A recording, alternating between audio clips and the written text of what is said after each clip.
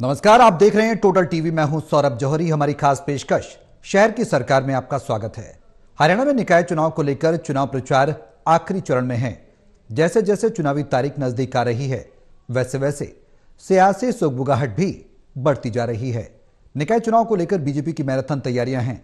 इसी कड़ी में निकाय चुनाव से पहले सीएम सैनी ने प्रधानमंत्री नरेंद्र मोदी से भी मुलाकात की। बताया जा रहा है कि दोनों के बीच आधे घंटे तक बातचीत हुई। वहीं सीएम सैनी ने आज अचानक कुरुक्षेत्र का दौरा भी रद्द किया और केंद्रीय मंत्री मनोहर लाल और धर्मेंद्र प्रधान से भी मुलाकात की है। निकाय चुनाव को लेकर क्या कहती है बीजेपी की अंतिम तैयारियां और इस मुलाकात के क्या है सियासी मायने, ये सवाल है।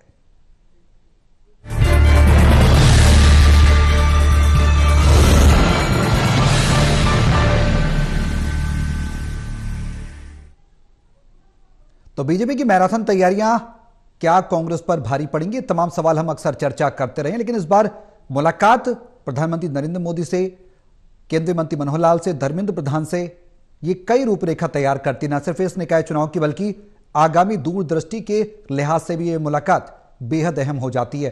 किन किन मुद्दों पर चर्चा हुई होगी और क्या कुछ सियासी मायने निकाले जाएं, क्या महत्वपूर्ण होगा इस मुलाकात में और क्या हुआ होगा, किन खास विषयों पर मंथन हुआ होगा, तमाम सवाल है जिनके जवाब तलाशने की कोशिश करेंगे। हमारे सहयोगी हमारे साथ मौजूद हैं। हिसार से टोटल टीवी के associate editor doctor Mahesh Kumar, Panipat से टोटल टीवी के एसोसिएट एडिटर देवेंद्र कथुरिया और वरिष्ठ पत्रकार वीरेंद्र सोनी जी हमारे साथ चर्चा में रहेंगे। आप सभी के साथ मैं चर्चा को आगे बढ़ाऊं, लेकिन उससे पहले एक रिपोर्ट दिखाते हैं। रिपोर्ट देखिए, फिर करेंगे चर्चा की शुरुआत। निकाय चुनाव की हलचल के बीच मुख्यमंत्री नायब सिंह सैनी ने दिल्ली में प्रधानमंत्री नरेंद्र मोदी से अहम मुलाकात की है। इसमें राज्य से जुड़े कई अहम मसलों पर चर्चा हुई है। हरियाणा के मुख्यमंत्री नायब सिंह सैनी ने आज दिल्ली में पीएम मोदी से मुलाकात की है। हरियाणा में निकाय चुनाव की हलचल के बीच ये अहम मुलाकात पीएम आवास पर हुई है। मुख्यमंत्री सैनी ने दिल्ली विधानसभा की बड़ी जीत पर पीएम मोदी को भरपूर बधाई दी है। मुख्यमंत्री ने कहा है कि प्रधानमंत्री नरेंद्र मोदी के नेतृत्व में दिल्ली वासियों को भी केंद्र की हर योजना का लाभ मिलेगा। केंद्र सरकार के साथ मिलकर चलने से दिल्ली के कार्यों की गति दुगनी होगी। पीएम मोदी के साथ मुलाकात में सीएम सैनी ने हरियाणा के आधारभूत विकास और भविष्य की परियोजनाओं पर भी प्रधानमंत्री को अहम जानकारी दी है। वहीं हरियाणा में केंद्र सरकार और हरियाणा सरकार द्वारा चलाई जा रही परियोजनाओं की भी प्रधानमंत्री नरेंद्र मोदी ने रिपोर्ट ली है। इस मुलाकात के दौरान केंद्रीय योजनाओं की क्रियान्वयन को लेकर भी प्रधानमंत्री नरेंद्र मोदी ने प्रगति रिपोर्ट ली है। पीएम सीएम मुलाकात में भविष्य में केंद्र सरकार के साथ मिलकर हरियाणा के सतत विकास और विकसित भारत 2047 के संकल्प में हरियाणा की भागीदारी पर अहम चर्चा हुई है। बैठक में सीएम नायब सिंह सैनी ने आगामी निकाय चुनाव को लेकर भी प्रधानमंत्री से अहम चर्चा की है। सीएम ने कहा है कि प्रधानमंत्री नरेंद्र मोदी का महत्वपूर्ण मार्गदर्शन मिला है। मुख्यमंत्री सैनी ने कहा है कि प्रधानमंत्री नरेंद्र मोदी के नेतृत्व में केंद्र सरकार के सहयोग से हरियाणा को और भी विकसित बनाने के लिए कार्य किया जाएगा। ये मुलाकात करीब 30 मिनट तक चली है। प्रधानमंत्री नरेंद्र मोदी से मुलाकात के बाद तस्वीरें शेयर कर मुख्यमंत्री नायब सिंह सैनी ने लिखा है कि विश्व के सबसे लोकप्रिय जननेता यशस्वी प्रधानमंत्री आदरणीय नरेंद्र मोदी जी से भेंट कर उनका मार्गदर्शन एवं आशीर्वाद प्राप्त किया। सीएम सैनी ने कहा कि हरियाणा वासियों से प्रधानमंत्री जी का लगाव और प्रेम अद्भुत है। उन्होंने प्रदेश में चल रहे स्थानीय निकाय चुनाव का फीडबैक लिया है। सीएम सैनी ने आगे कहा है कि मैंने हरियाणा के मेरे करोड़ों परिजनों की ओर से उन्हें आश्वस्त किया है कि प्रदेश की जनता जनार्दन डबल इंजन में एक और इंजन लगाकर ट्रिपल इंजन की सरकार बनाने जा रही है। साथ ही प्रदेश में चल रही जन कल्याणकारी योजनाओं और विकास परियोजनाओं को लेकर विस्तार से चर्चा हुई है। सीएम सैनी ने आगे कहा है कि आपके मार्गदर्शन में सबका साथ सबका विकास के मंत्र के साथ विकसित भारत के आपके विजन को साकार करने के लिए प्रदेश नॉन स्टॉप प्रगति और प्रसार करके अपनी अहम भूमिका निभाता रहेगा। सीएम नायब सैनी ने कहा है कि इस अवसर पर प्रधानमंत्री जी को दिल्ली की ऐतिहासिक जीत की बधाई एवं शुभकामनाएं भी दी हैं। प्रधानमंत्री कार्यालय की ओर से भी पीएम मोदी और मुख्यमंत्री नायब सैनी की तस्वीरें पीएमओ सोशल प्लेटफॉर्म पर जारी कर दोनों नेताओं की मुलाकात की जानकारी दी गई है। इससे पहले मुख्यमंत्री नायब सिंह सैनी ने केंद्रीय मंत्री और हरियाणा के लिए बीजेपी के चुनाव प्रभारी धर्मेंद्र प्रधान से मुलाकात की है। मुख्यमंत्री नायब सिंह सैनी की केंद्रीय मंत्री और हरियाणा के पूर्व मुख्यमंत्री मनोहर लाल खट्टर से भी मुलाकात हुई है। जाहिर है हरियाणा में निकाय चुनाव की हलचल के बीच मुख्यमंत्री नायब सिंह सैनी की प्रधानमंत्री नरेंद्र मोदी से हुई मुलाकात को कई मायनों में अहम माना जा रहा है। ये मुलाकात इसलिए भी खास हो गई है कि इससे पहले दिल्ली में जिस तरीके से बीजेपी ने बम्पर जीत हासिल की, उसकी बधाई देते हुए मुख्यमंत्री नायब सिंह सैनी ने प्रधानमंत्री नरेंद्र मोदी की भरपूर तारीफ की और कहा कि जिस तरीके से दिल्ली में अब बीजेपी का विकास का एजेंडा आगे बढ़ेगा, ऐसे में हरियाणा में भी ट्रिपल सरकार बनाकर यहां पर हरियाणा विकास के एजेंडे को आगे बढ़ाएगा। कैमरामैन विदर्भ के साथ प्रदीप कुमार, टोटल न्यूज, दिल्ली। तो प्रधानमंत्री नरेंद्र मोदी से मुलाकात क्या कहती है, इस मुलाकात के मायने क्या है? महेश, मैं शुरुआत चर्चा की आपसे ही करना चाहूंगा। इस मुलाकात के मायने समझने की कोशिश करें, रणनीति समझने की कोशिश करें। बड़ी रणनीति हमेशा से हम देखते आ रहे हैं कि जब भी निकाय चुनाव होते हैं या विधानसभा चुनाव होते हैं, लोकसभा चुनाव होते हैं, तो केंद्र से कंट्रोलिंग देखने को मिलती है और इस बार भी कुछ ऐसे ही देखा गया। क्या कुछ पकड़ा है बीजेपी में? देखिए, सबसे पहले तो शुभकामनाएं यहाँ पर दी गई है नायब सिंह सैनी की तरफ से। दिल्ली में जो प्रचंड बहुमत के साथ यहाँ भारतीय जनता पार्टी ने जीत दर्ज की है। नायब सिंह सैनी ने प्रधानमंत्री नरेंद्र मोदी को ये कहा कि उन्हीं की अगुवाई में, उन्हीं के मार्गदर्शन में ये दिल्ली की जो जीत है सुनिश्चित भारतीय जनता पार्टी के लोग कर पाए। और खास बात ये भी थी कि हरियाणा प्रदेश के तमाम मंत्री यानी कैबिनेट मंत्री, तमाम जो पदाधिकारी हैं, संगठन से जुड़े लोग हैं, इसके अलावा खुद मुख्यमंत्री नायब सिंह सैनी दिल्ली के अलग अलग इलाकों में प्रचार प्रसार कर रहे थे, भारतीय जनता पार्टी के लिए वोटों की अपील कर रहे थे। तो एक तरीके से खुद को भी एक शाबाशी दिलवाने का काम नायब सिंह सैनी कर रहे थे, क्योंकि दिल्ली में जो जीत हासिल हुई है उसमें नायब सिंह सैनी का भी काफी हद तक योगदान माना जाता है। उसके बाद की अगर स्थितियों की बात की जाए तो बिल्कुल प्रधानमंत्री नरेंद्र मोदी ने निकाय चुनावों को लेकर यहां सवाल रखा था नायब सिंह सैनी के सामने और पूछने की कोशिश की थी कि आखिर परिस्थितियां क्या है। नायब सिंह सैनी की तरफ से एश्योर्ड यहां पर कर दिया गया, आश्वस्त पूरी तरह प्रधानमंत्री नरेंद्र मोदी को नायब सिंह सैनी की तरफ से कर दिया गया है। 2-2 की एकाएक की नेस्तानाबूद कांग्रेस पार्टी हो चुकी है और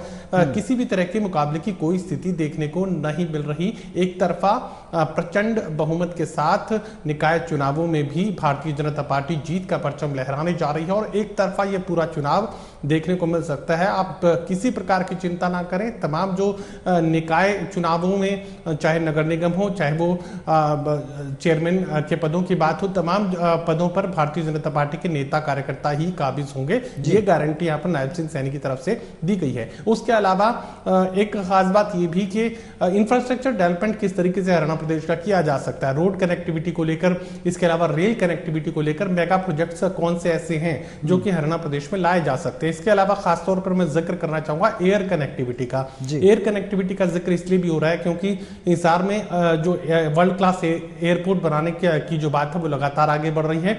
डोमेस्टिक एयरपोर्ट को लेकर किसी भी वक्त लाइसेंस जो है वो क्लियर हो सकता है। लाइसेंस अपने आखिरी चरण में है और 1-2-5 दिनों के भीतर ये जो लाइसेंस है, परमिशन है, वो मिल जाएगी। उसके बाद हिसार से डोमेस्टिक एयरलाइंस की जो फ्लाइट हैं सुचारू रूप से वो शुरू कर दी जाएंगी। आने वाले दिनों में इस एयरपोर्ट को अपग्रेड कर इंटरनेशनल एयरपोर्ट के स्टेटस पर लेकर जाना है। तो इसी को लेकर भारतीय जनता पार्टी के लोग, जिसमें खुद मुख्यमंत्री नायब सिंह सैनी भी शामिल हैं, यहां हिसार एयरपोर्ट तक प्रधानमंत्री नरेंद्र मोदी को आने वाले दिनों में लाना चाहते हैं। और हो सकता है कि इस चुनाव के बाद यानी निकाय चुनावों के बाद महीने भर भीतर ही वो जो कार्यक्रम है तय कर दिया जाए और प्रधानमंत्री नरेंद्र मोदी हिसार एयरपोर्ट पर पहुंचे और यहां पर इस एयरपोर्ट को लेकर जो बड़ी घोषणाएं हैं वो यहां नायब सिंह सैनी करवाने की कोशिश करेंगे प्रधानमंत्री नरेंद्र मोदी से।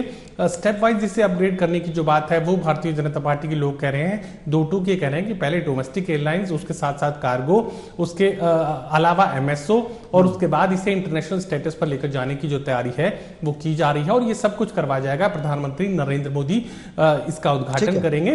तो ऐसे में आने वाले दिनों में प्रधानमंत्री का दौरा भी हरियाणा में होना है। हिसार में वो दौरा जो है वो सुनिश्चित किया जाना है और जो चुनावी तैयारियां हैं उसकी पूरी जानकारी यहाँ पर नायब सिंह सैनी की तरफ से प्रधानमंत्री नरेंद्र मोदी को दी गई है। देवेंद्र, क्या लग रहा है इस मुलाकात के बाद कितनी बड़ी तैयारी के साथ बीजेपी उतर रही है? फुल प्रूफ तैयारियां हैं, इस बात से इनकार नहीं किया जा सकता। देखिए सौरभ, हमारे को तथ्यों को समझना होगा। दरअसल ये जो बात आई है कि अचानक मुख्यमंत्री नायब सिंह सैनी दिल्ली चले गए, अचानक। अगर अचानक नहीं जाना होता तो उनका कुरुक्षेत्र का प्रोग्राम नहीं होता आज का, जो कुरुक्षेत्र में उनका कार्यक्रम था, वो कार्यक्रम उनकी मैडम गई है उसकी जगह। जो खबरें आ रही है कि उनकी मिसिज, चूंकि कुरुक्षेत्र में उन्होंने अपना आवास बना लिया है, नायब सिंह सैनी जब ये एमपी बने थे कुरुक्षेत्र से, मुख्यमंत्री बनने से पहले, तो पहले लाडवा में या नारायणगढ़ में रहते थे, इनका जी पैतृक जगह। लेकिन सांसद बनने के बाद कुरुक्षेत्र से जो मोदी 2 सरकार थी, उसमें इन्होंने अपना आवास सेक्टर 4 में कुरुक्षेत्र में ब्रह्म सरोवर के पास बनाया हुआ है। तो चूंकि कुरुक्षेत्र का प्रोग्राम था, मुख्यमंत्री नहीं जा पाए, उनकी जगह उनकी मिसिज ने उस कार्यक्रम में मुख्य अतिथि के तौर पर गई। अचानक दिल्ली जाना, देखिए 3 बातें मैं समझ रहा हूं। एक तो अचानक दिल्ली जाने का मतलब, अगर दिल्ली विधानसभा चुनाव में जीत की जश्न की मतलब वो अगर बधाई देनी थी तो इसके लिए अचानक जाने की जरूरत नहीं होती। सबसे पहले मुख्यमंत्री केंद्रीय मंत्री मनोहर लाल जी से मिले, उसके बाद धर्मेंद्र प्रधान जो विधानसभा चुनाव के प्रभारी थे हरियाणा, उसके बाद प्रधानमंत्री से मुलाकात हुई है।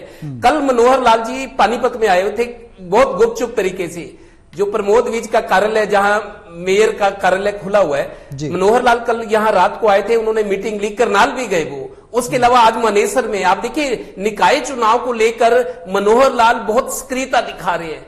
मेरे को लगता है कि एक घटनाक्रम सौरभ और हुआ है, बहुत महत्वाकांक्षी योजना जो दिल्ली में बीजेपी ने वायदा की और हरियाणा के विधानसभा चुनाव में कि 2100 रुपए हर महिला को मिलेंगे।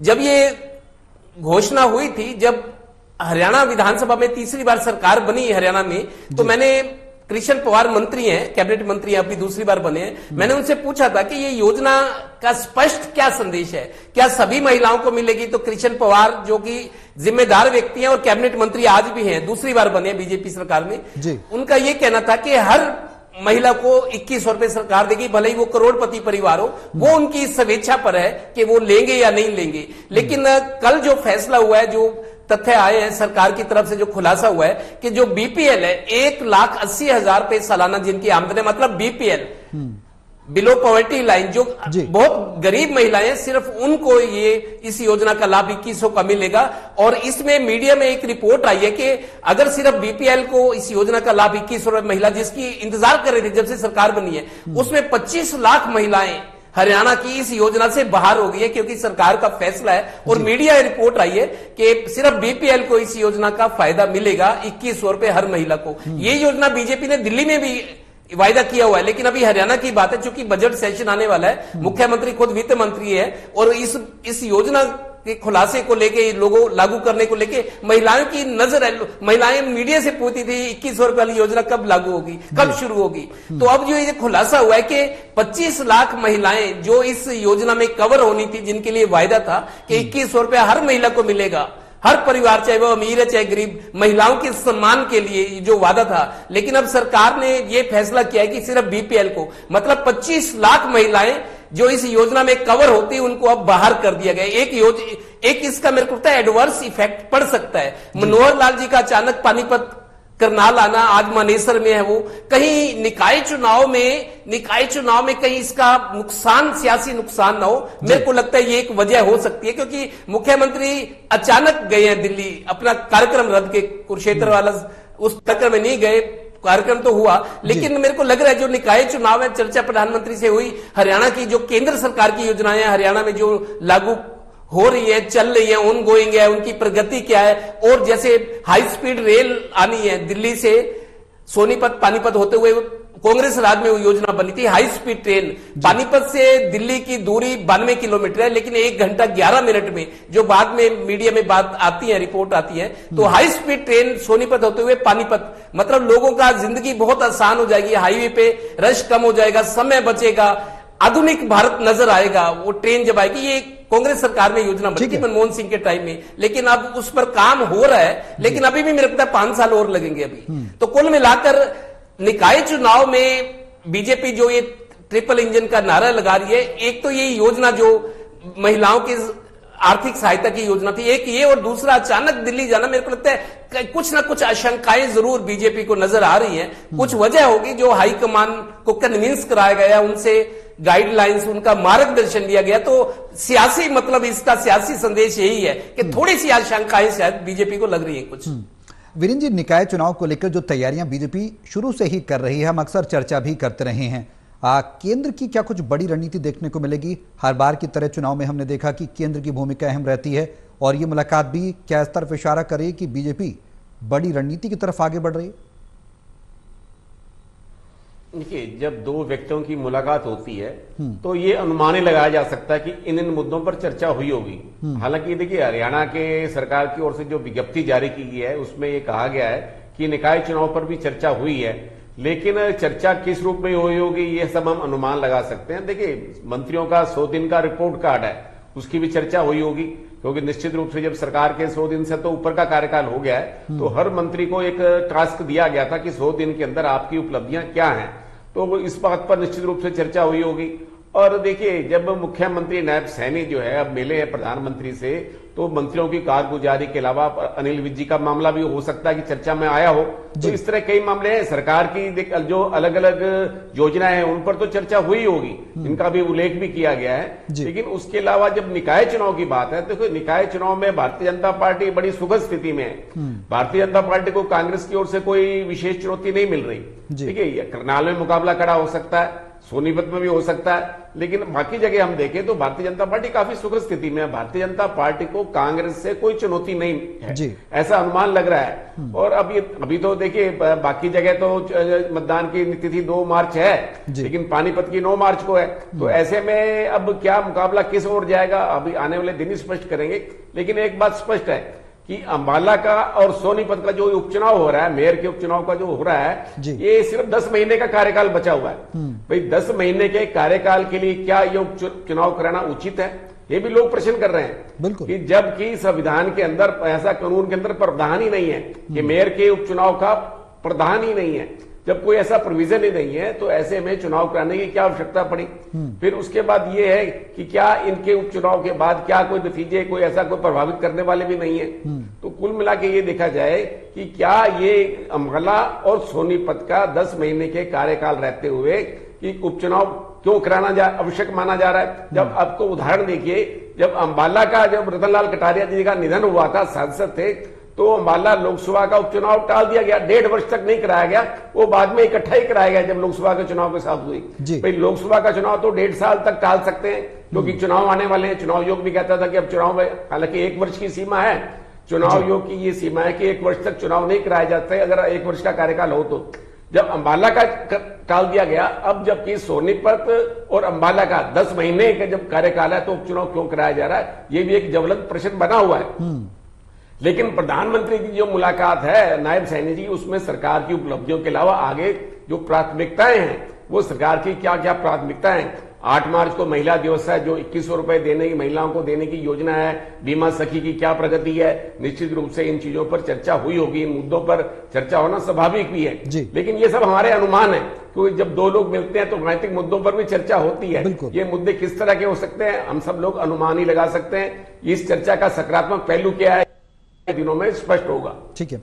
अब महेश, सवाल ये कि बीजेपी के लिए ये चुनाव इतना खास क्यों बन गया? महेश, देवेंद्र ने भी एक जिक्र किया। देवेंद्र ने कहा कि केंद्रीय मंत्री मनोहर लाल निकाय चुनाव को लेकर पूरी संजीदगी के साथ जमीन पर उतरे हुए लोगों से 1-to-1 मुलाकात भी कर रहे हैं, सरकार की योजनाओं का जिक्र भी कर रहे हैं। इतना खास क्यों बीजेपी के लिए निकाय चुनाव? ऐसा लग रहा है कि विधानसभा चुनाव की तरह ही तैयारियां, लोकसभा चुनाव की तरह ही तैयारियां बीजेपी निकाय चुनाव में भी कर रही है।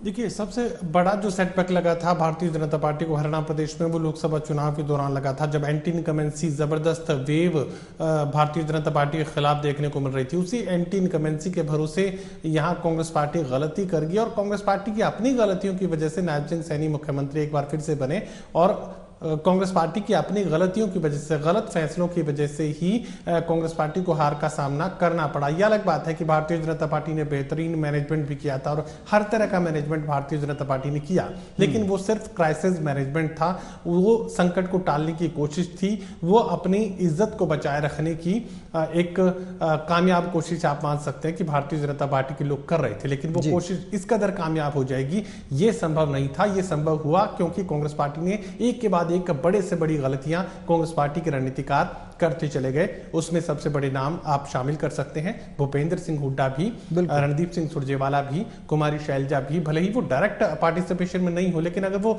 खामोश हो जाते हैं, अगर वो चुप हो जाते हैं, अगर वो चुनाव प्रचार से हट जाते हैं, तो ये भी एक संकेत था जिसका नुकसान कांग्रेस पार्टी को उठाना पड़ा।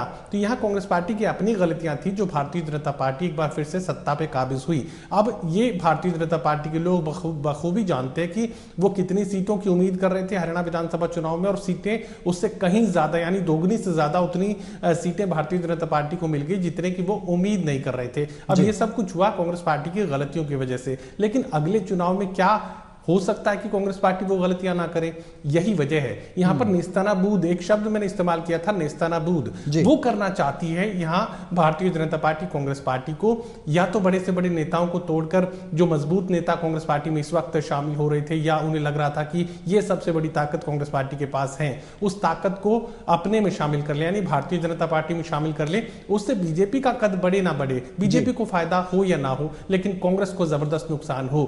भारतीय जनता पार्टी के लोग वो काम जरूर करते हैं, उससे खुद को फायदा हो या ना हो, लेकिन भारतीय जनता पार्टी कांग्रेस को नुकसान करने की हर संभव कोशिश करती है। आने वाले दिनों में ग्राउंड जीरो यानी एक एक गली तक, एक एक वार्ड तक यहां पार्टी को मजबूत करने की कोशिश भारतीय जनता पार्टी के लोग कर रहे हैं, ताकि सिर उठाने की कोशिश कांग्रेस पार्टी के लोग आने वाले यानी 2029 के विधानसभा चुनाव में या फिर लोकसभा चुनाव में नहीं कर पाए।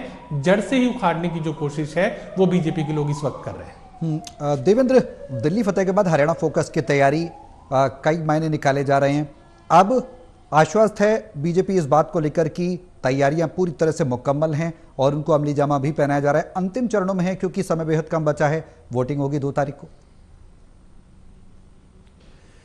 देखिए सौरभ, दिल्ली विधानसभा चुनाव जब चल रहे थे उसके साथ साथ निकाय चुनाव की हरियाणा में तैयारियां कर दी थी। मुख्यमंत्री, प्रदेश प्रभारी मनोहर लाल जी भी उसमें होते थे, और बड़े नेता जो कोर कमेटी है हरियाणा की, वो निकाय चुनाव की तैयारियां साथ साथ कर रहे थे, और दिल्ली वाले भी चुनाव हो रहे थे। तो पिछले 2 महीने से निकाय चुनाव, दरअसल 2018 में जो 5 नगर निगमों के चुनाव हुए थे, हिसार, रोहतक, पानीपत, करनाल और यमुनानगर, 5 जगह मेयर 2018 में बीजेपी के बने। जब 5 मेयर बने थे तो 2019 में, चूंकि मई में चुनाव थे लोकसभा के दूसरी बार, तो उस बार जब 5 मेयर जीते हरियाणा में 5 नगर निगमों में शानदार तरीके से, तो उसके तुरंत बाद कुछ महीने बाद चुनाव थे मई 2019 में, और लोकसभा चुनाव भी फिर मेजोरिटी के साथ जीत गई थी बीजेपी।